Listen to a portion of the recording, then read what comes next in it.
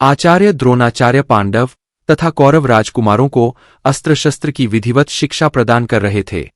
उन राजकुमारों में अर्जुन के अत्यंत प्रतिभावान तथा गुरुभक्त होने के कारण वे द्रोणाचार्य के प्रिय शिष्य थे।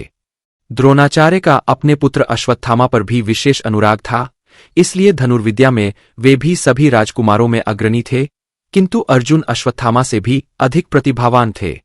एक रात्रि को गुरु के आश्रम में जब सभी शिष्य भोजन कर रहे थे, तभी अकस्मात हवा के झोंके से दीपक बुझ गया। अर्जुन ने देखा अंधकार हो जाने पर भी भोजन के कौर को हाथ मुंह तक ले जाता है।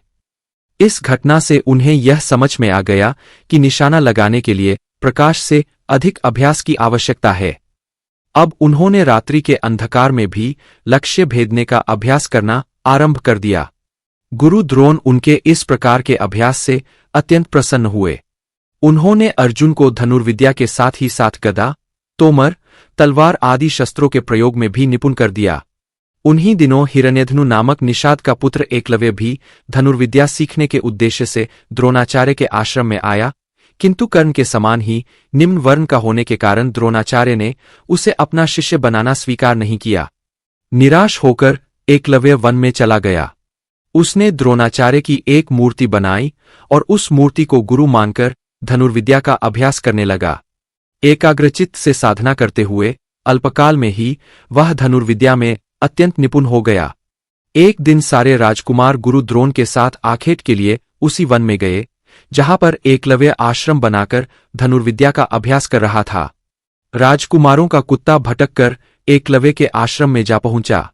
एकलव्य को देखकर वह भौंकने लगा। इससे क्रोधित होकर एकलव्य ने उस कुत्ते पर अपना बाण चलाकर उसके मुंह को बाणों से भर दिया। एकलव्य ने इस कौशल से बाण चलाए थे कि कुत्ते को किसी प्रकार की चोट नहीं लगी, किंतु बाणों से बिंध जाने के कारण उसका भौंकना बंद हो गया। कुत्ते के लौटने पर जब अर्जुन ने धनुर्विद्या के उस कौशल को देखा तो वे द्रोणाचार्य से बोले, हे गुरुदेव, इस कुत्ते के मुंह में जिस कौशल से बाण चलाए गए हैं, उससे तो प्रतीत होता है कि यहां पर कोई मुझसे भी बड़ा धनुर्धर रहता है। अपने सभी शिष्यों को लेकर द्रोणाचार्य एकलव्य के पास पहुंचे और पूछा, हे वत्स, क्या ये बाण तुम ही ने चलाए हैं?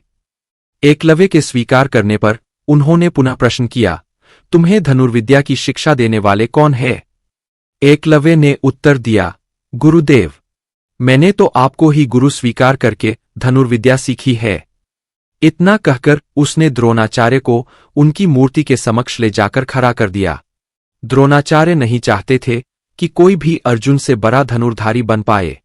वे एकलव्य से बोले, यदि मैं तुम्हारा गुरु हूं तो तुम्हें मुझको गुरुदक्षिणा देनी होगी। गुरुदक्षिणा के रूप में आप जो भी मांगेंगे मैं देने के लिए तैयार हूं। इस पर द्रोणाचार्य ने एकलव्य से गुरुदक्षिणा के रूप में उसके दाहिने हाथ के अंगूठे की मांग की। एकलव्य ने सहर्ष अपना अंगूठा काटकर द्रोणाचार्य के चरणों में समर्पित कर दिया। इस प्रकार एकलव्य अपने हाथ से धनुष चलाने में असमर्थ हो गया तो अपने पैरों से धनुष चलाने का अभ्यास करना आरंभ कर दिया।